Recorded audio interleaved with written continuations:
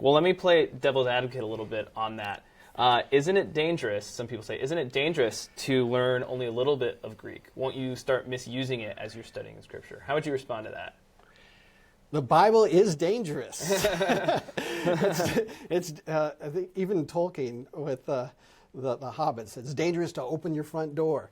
Well, yes, as you actually go to help others, as you engage in the world, it is dangerous. And as we just said, we're called to die in it.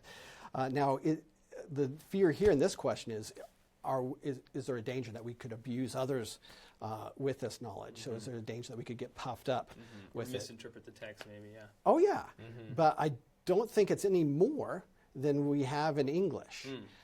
It's in fact, I think this is going to, I know that it is a help towards unity. When I would go around, there was a time where I was going around the nation teaching intensive Greek courses, and I would love to see who would show up for these things, because to get enough people to make it worthwhile, we would draw from people from all different backgrounds. And that first hour in an original language Greek course, and everybody would be looking sideways. I could tell that they were just getting ready to be armed up so they could do battle with one another with their systematics from a different background. But as soon as we started reading we put everything on pause for a week as we learned the language.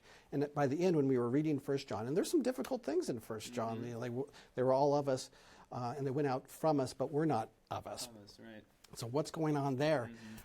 And there's some differences in theology where people will debate that. Yeah, and when that would come up in this type of original language course, people would say, well, I'm not just going to beat my theological chest here. Yeah. I still have my opinion. I see how I get my systematic from the Greek, but I also see how you get yours. And let's talk about weighting, and we can actually have a literary type of discussion here. And I've seen the unity that it creates. So, and the same can be true for, at the alphabet level as well. So it just will, I think, slow people down. As long as we are humble in our study and our lives, there's no danger. Sure. I don't think that we should set up barriers to keep our growth, to hobble us for fear that we won't be humble. Sure. Yeah, that makes sense. And it sounds like you're saying, there may be risks, but they're not inherent to the language of Greek or to learning a little bit of Greek. There are risks to reading and interpreting anything in whatever language, and that there are a lot of benefits actually to learning Greek that outweigh maybe whatever the risks could otherwise be. Definitely. Yeah. And if anything produces humility, it's going into the foreign.